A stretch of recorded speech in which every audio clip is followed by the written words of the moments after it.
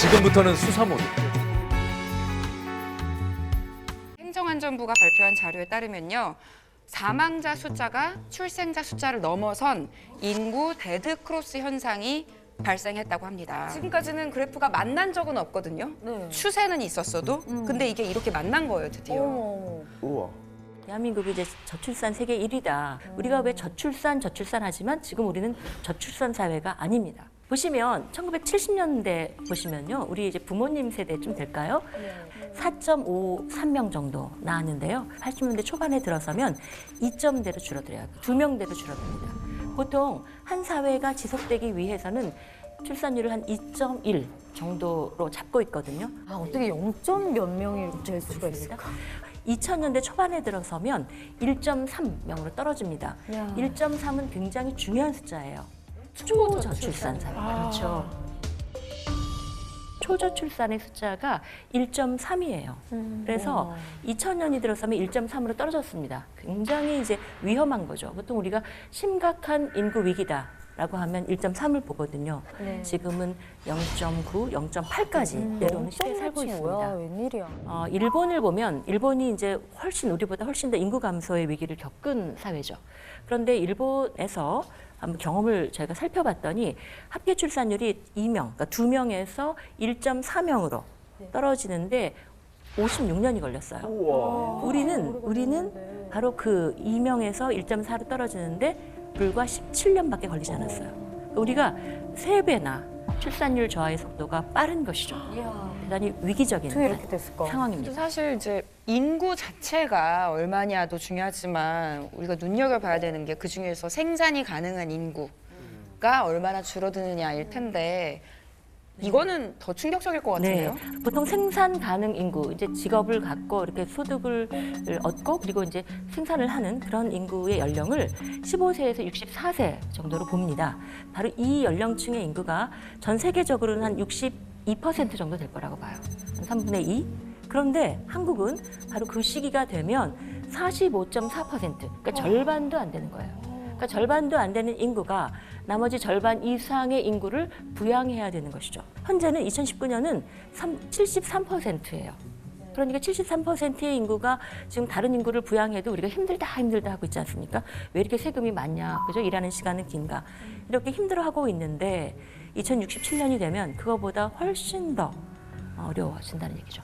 사실 이 정도 인구면 구성이 어떤 도시에 갔을 때 굉장히 이 도시 참 조용하고 살만하다 뭐 이런 느낌이 들 정도로 좀 활력이 떨어지는 거 아닙니까? 그런 거 한번 목격하고 싶으시면 독일 가시면 돼요. 그러니까 우리 동네도 랑겐펠트라는 진짜 완전 조그만한 진짜 깡총 같은 소도시인데 거기 시내 가면 그냥 할머니 할아버지들밖에 없어요. 너무 심심해요. 진짜 할 거 없어요. 그리고 그렇기 때문에 젊은 사람들이 더 큰 도시로 이동하기 때문에 완전 그냥 노화되는 거죠.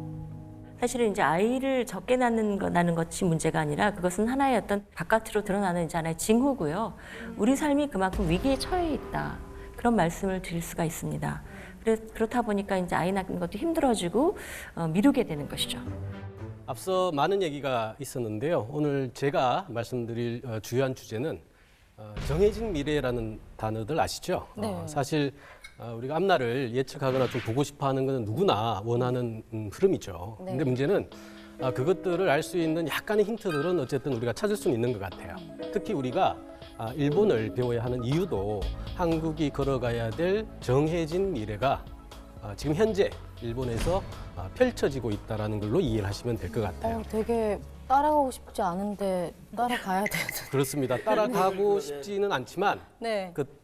따라갈 수밖에 없는 경로를 보면서 우리는 틀어야 되겠죠, 이제. 일본처럼 하지는 말고 일본을 보고 일본보다 더 잘하면 되겠네요. 그렇지. 그렇습니다. 저희가 수업 시간에 공부할 때도 일본은 이미 앞서서 뭐 초고령화 사회다 이런 얘기 많이 들어서 어느 정도인지 일본의 현재 주소를 좀 알려주세요.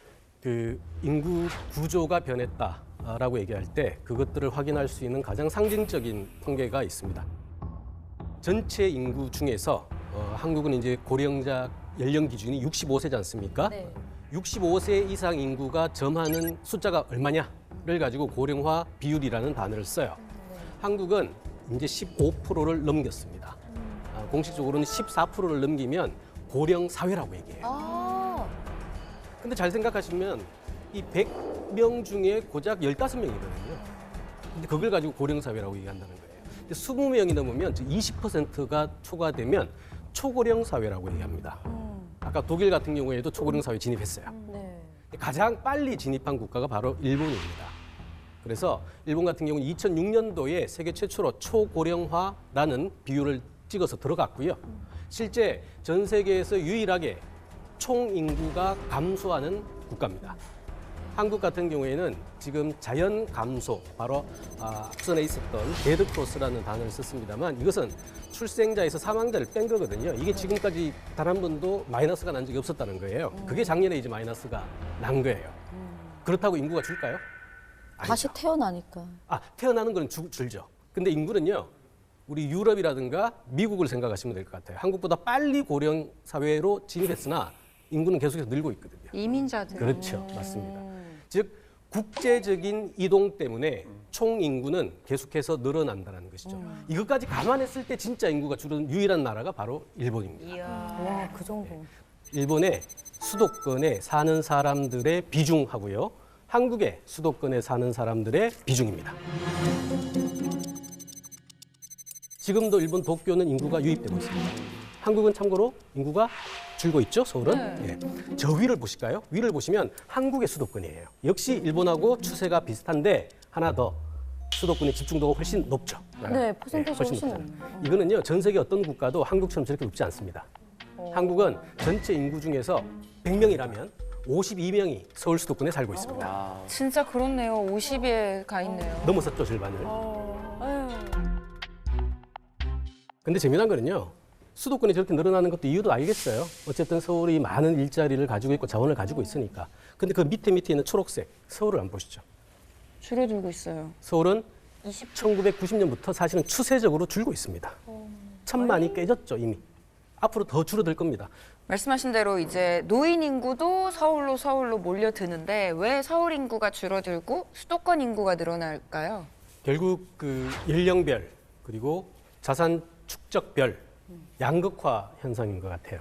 고령자분들이 서울로 몰려드는 것은 의료와 간병의 이유 때문에 말씀드렸고요. 특히나 그런 시설들이 잘 몰려 있는 강남 3구 쪽에 75세 이상의 유입률이 현저합니다. 즉 연령도 있으시고요. 경제력도 있으신 그렇네요. 분들이 들어오시는 거죠. 반면에 서울 인구는 줄고 있다고 했잖아요. 네. 특히 30대, 40대 혹은 20대의 청년 인구, 원래는 서울 와야 될 사람들이 못 들어오고 이 사람들이 신도시 쪽으로, 경기권으로 수도권 쪽으로. 빠진다는 것이죠. 이게 전체적으로 놓고 봤을 때 그래서 인구가 줄어드는데 특히나 구매력을 갖추고 있고 또 그 기반 시설이 충족돼 있는 지역 공간에서는 또 끊임없이 인구가 또 늘어날 가능성도 있다는 것을 알 수가 있죠. 근데 예. 신도시도 사실 신도시 나름이잖아요. 어떤 신도시는 굉장히 인기가 많고 좋은데 어떤 신도시는 정말 출퇴근하기 너무 힘들고 진짜로 말 그대로 베드타운이지만 그래서 분양 엄청 강고해서 분양도 안 되고 들어갔더니 막 결국 그런- 하우스푸어 돼갖고 분양도 네. 안 되고 공실도 많고. 그래서 사실 우리가 일본을 봐야 될 이유가 일본도 한국하고 유사하게 수도로 사람들이 몰리다 보니까 수도는 다 품어낼 수는 없잖아요. 그러니까 수도 주변부에 신도시들을 많이 지었던 과거 경력을 가지고 있어요. 그렇지. 그리고 실제 이 기간이 많이 지났어요, 이제. 한 40년, 50년이 지났습니다. 바로 이제 선례로 삼을 수 있는 그렇죠. 거네요. 임원과 평가가 가능한 시점이 된 거죠. 도쿄가 있고요. 이쪽 끝에 있습니다. 대표적인 일본의 신도시입니다. 약간 일산 같은 곳인가요? 네, 조금 더 가깝죠. 네, 조금 더 가깝습니다. 여기는 다마 신도시 안에 있는 타치가와시라는 데입니다. 자, 이 둘이 사실은 우리가 한국의 신도시 아파트나 부동산이나 사람들의 가치 선호가 어떻게 바뀔 것인가를 단적으로 알 수 있는 굉장히 상반된 사례예요. 일본에서 신도시가 고스트 타운이다라는 표현도 들어보셨죠? 저도 가서 봤는데요. 무령도시. 한 개 동에 50가구를 분양을 했어요. 입주자는 5가구. 어머야, 무서워라. 거기 어떻게 살아? 만약 5가구만 들어오면요, 엘리베이터도 안 가. 안 갑니다. 어머, 불도 다 왜냐하면 꺼져 있어요. 50가구가 내야 될 엘리베이터 비용을 5가구가 내야 되는데 내겠어요? 버스 다닐까요? 안 돼. 안 타죠. 다녀도 한 반나절에 하나씩. 그렇죠. 타요. 그 60년, 70년대에 들어갔던 사람들이 아마 30대, 20대에 지방에서 올라와 가지고 가족을 구성 막 했던 완전 그분들이 지금 연령이 어떻게 됐죠? 이제 7, 80. 7, 80이에요. 자녀들 분가시키고 나서 부부 둘이 살다가 그중에 한 분이 아프시겠죠. 이제 아프면 시설로 들어가셔야 돼요. 그래도 한 분은 시설과 여기를 왔다 갔다 하면서 그래도 같이 서로 좀 돌봅니다. 근데 돌아가셨어요. 이분도 이제 또 아프시겠죠. 그럼 이 집이 빈집이 돼요. 시설로 들어갑니다. 이거 어떡할까요? 이게 현실적인 문제예요. 이런 것 때문에 이미 지어져 있고 신축은 말할 것도 없고요. 사람들이 잘 안 들어오게 되는 거죠. 팔리지도 않으니까. 예, 소위 망했으니 한국의 신도시도 쉽지 않을 거야라는 이제 상상력을 가지게 되는 것이죠. 네. 하지만 타치가와시를 사례를 보면 같은 신도시인데 또 다르네? 라는 걸 알 수가 있어요. 왜 다를까요? 기본적으로 타치가와시 같은 경우에는 아까 이제 지리적, 인접 여부를 말씀을 드렸습니다만 일단 가깝죠, 그죠? 네. 더 출퇴근거리도 가까울 거예요. 타치가와시의 역세권에 있는 지역 같은 경우에는요, 여기가 인구가 몰려들어요. 아까 얘기했으나 지방에서 살고 있는 청년 친구들이 들어왔을 때 이 지역이 가격이 좋아요. 이 타치가와시 같은 경우에는 통계를 보면 2000년대 그 초반, 2000년부터 한 2015년까지 가격이 한 103, 4% 뜁니다. 뛰어요, 가격이. 그러니까 신도시도 신도시 나름이라는 거잖아요. 우리나라의 신도시랑 좀 같은 점과 다른 점이 뭐가 있는지 비교를 좀 해볼 수 있을까요? 워낙 비교할 거리가 많아서 뭐 단편적으로 얘기할 수는 없는 것 같고요. 전체적으로 좀 말씀드리면 이선 그 신도시의 필요성, 그 다음에 정책의 어떤 경험들은 한일 유사합니다. 어쨌든 인구가 몰려들었고 그들을 품어 안아야 된다는 것들이 89년 1기 신도시가 만들어졌던 가장 중요한 거거든요. 소위 52%의 비율을 놓고 봤을 때 굉장히 많은 것들이 몰려 있잖아요. 네. 그리고 굉장히 빠른 속도로 출산율이 또 줄고 있어요.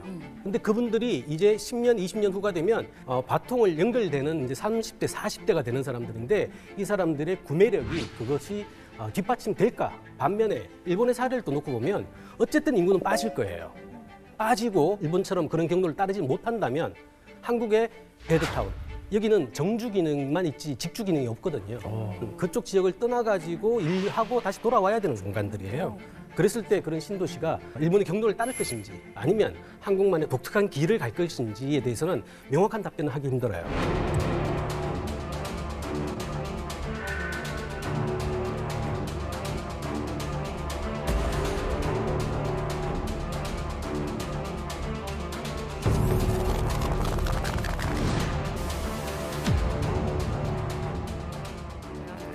결국은 이제 저출산의 문제는 대책의 문제이기도 하다. 현재까지는 이렇게 살았지만 앞으로 이제 우리가 어떻게 대책을 만들어 갈까? 그것에 따라서 약간의 변화가 가능하다는 것이죠. 굉장히 많은 돈을 쏟아 부어넣고 계산을 해보니까 작년 같은 경우에 40조 원을 투입을 했는데 따져보면 신생아 한 명당 약 1억 6천만 원 정도를 지불했다는 거예요. 근데 그렇게 느끼십니까? 1억 6천씩 안 받은 거예요, 김소연 씨? 저 같은 경우에는 그 직접 받아봤잖아요. 근데 사실 정말 뭐 주시는 건 너무 감사하지만 기저귀 값 정도밖에 안 되거든요, 사실. 어디 갔지 다? 한 달에 한 20만 원 정도? 그렇죠. 그것도 한 2년? 1, 2년 정도밖에 안 받았어요. 아동수당, 신생아 이렇게 네. 또 양육수당 이런 거 지급이 되지만 네. 우리 국민들이 이렇게 많은 돈이 지출되고 있는데 도대체 왜 효과가 없을까 이런 질문들을 많이 하시죠. 이제 대표적으로 그 몇 해 전에 잠깐 보실까요? 그죠? 이제 가임기 여성 인구수 이런 표현을 가지고 이렇게 지도를 그렸어요. 그리고 이제 경기도부터 시작해서 쭉 순위를 매겼습니다. 이 지도를 보는 이제 젊은 여성들은 말하자면 내가 가임기 여성이라면 그러면 내가 아이를 낳지 않아서 내가 살고 있는 서울이 여성은 많지만 출산율이 대단히 낮거든요. 이게 내 책임인가? 굉장히 이제 분노하게 이거 됐습니다. 나왔을 때 기억나요. 네. 가임 거부 시위하고 내 자궁이 공공재냐 이러면서 여성들이 나와서 시위했던 기억나거든요. 사실 저도 딱 봤을 때 느낌이 무슨 약간 가축을 세듯이 생산하는 네, 사람들. 가임기면 무조건 출산을 해야 되는 건가 하는 그런 인상을 줘서 이 지도가 없어지지 않았나요? 나중에? 없어졌습니다. 여성들 난리를 쳐가지고 결국 이제 내렸죠. 저기 안에 제가 있다는 게 되게 별로네요. 그동안의 저출산 대책이 성과가 없었다면 저는 개인적으로 이것이 사람들의 국민의 마음을 얻지 못했다고 생각해요. 왜냐하면 아이를 낳아라 하면 아까 말씀드린 죄책감, 압박감을 느끼는 사회였거든요. 그 사실은 진짜 뭐 영국이나 뭐 스웨덴, 네덜란드 이런 나라들은 네. 훨씬 저희보다 먼저 한 10년도 더 전에 이런 저출산을 겪었잖아요. 네. 어떻게 해결을 했죠? 최근에 2020년도에 그 코로나19가 확산이 되면서 유럽에서 가장 크게 타격을 입은 두 나라가 있죠. 이태리하고 스페인입니다. 그 많은 분들이 고령자들이 계셨고 이제 많이 그 사망을 하셨어요. 결국 이제 대표적인 고령 국가가 바로 그 이태리와 스페인인데 사실 이 나라에서는 1990년대에 보시면 1.4, 1.3 수준으로 떨어졌어요. 네. 그렇죠? 인구 위기의 심각성을 보여주는 아주 대표적인 숫자가 1.3인데 90년대 중반 2000년대에 이르면 1.3 이하로 떨어집니다. 1.2까지 가요. 이거 안 되겠다. 이렇게 인구가 감소하다가는 뭐 이건 유럽이 지속 가능하지 않겠다. 지금 21세기 유럽 사회, 전 세계 사회에서 가장 중요한 뭐 가치, 화두는 지속 가능성이잖아요. 지속 가능하지 않겠다. 그래서 이제 여러 가지 특단의 대책을 세웁니다. 그 대표적인 것이 성평등 정책이에요. 이태리나 스페인은 대표적으로 여성이 아이를 키우는 사회예요. 맞아요. 엄마를 굉장히 중요시하고 엄마가 밥도 따뜻하게 해주고 아이들 이렇게 키우고 그리고 아이도 많이 낳는 게 좋다고 전통적으로 생각했어요. 그러니까 가장 전통적으로는 이태리나 스페인이 가장 출산율이 높았단 말이에요. 그런데 20세기가 지나가면서 이제 21세기에 접어드니까 유럽에서 가장 낮은 출산율을 나타나게 되었죠. 이게 뭐냐면 그 엄마들이 이제 문제의식을 느끼는 거죠. 그러네. 내가 집에서 밥하고 아이만 키웠고 내 삶이 안 되겠다. 같이 나도 경제활동을 하고 말하자면 나도 사회에 나가서 나 일을 하고 싶고 나의 영역, 사회적 인정을 얻고 싶은 거잖아요.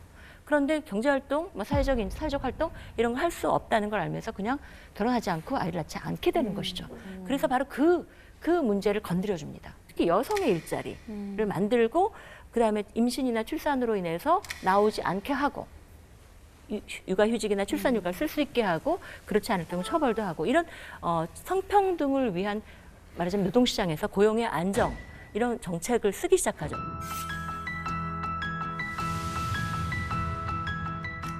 퍼스널 컬러 진단 플랫폼들과 모유를 체결한 결과 모유? 죄송합니다. MOU를 체결한 결과 하지만 완벽히 예전처럼 돌아갈 수도 없었다. 모든 게 달라진 나에게 힘내라는 응원보다 더 힘이 되는 한마디는 넌 여전히 필요한 사람이라는 말이었다. 한국 사회는 여러 가지 면에서 경직되어 있어요. 맞아요. 또 하나 예를 들면 이런 겁니다. 기업에서 유연 근무라는 거 들어보셨죠? 네. 내가 아이를 낳았고 아이가 너무 어려. 그러면 근무 시간을 좀 단축할 거야. 할 수 있어요. 그러니까 단축하고 다시 아이가 좀 크면 다시 풀타임으로 돌아올 수 있어요. 근데 한국에서는 불가능해요. 내가 풀타임인데 아이 낳아서 좀 시간 줄이겠습니다. 그래? 그럼 영원히 그냥 줄여. 이렇게 되는 것이죠. 그러면 제도는 없느냐? 제도는 있어요. 왠지 많이 해보신 듯한 그런 제가 멘트예요. 전문 연구자 아니겠습니까? 내 상사 네. 같았어. 4차 저출산 네. 고령화 대책이 나온다고 들었는데 네. 뭐가 달라지는 건지 네. 그래서 2018년에 정책을 좀 바꿨습니다. 그래서 이제는 국가가 주도하는 것이 아니라 사람이 시민이 중심이 되고 여성과 남성이 스스로 결정할 수 있게 하겠다. 그리고 출산 장려 이런 것이 아니라 인권을 존중하고 그리고 삶의 조건을 안정화시키겠다. 어떤 사회도 경제 성장과 돌봄의 가치가 적절하게 균형이 이룰 때 제대로 갈 수 있는 건데 우리 사회는 이 돌봄의 가치라는 바퀴가 너무 약해요. 맞아. 그것을 만들어 가야 합니다.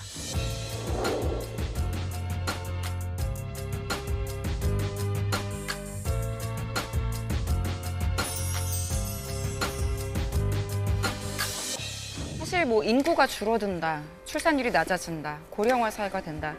이거는 그 자체가 문제이긴 하지만 다른 여러 가지 사회 환경이 어떻냐에 대한 부산물인 것 같아요. 우리가 그 문제에만 너무 초점을 맞추기보다는 왜 그런 문제가 생겼는가 원인을 좀 들여다보면 해결이 될 것 같습니다.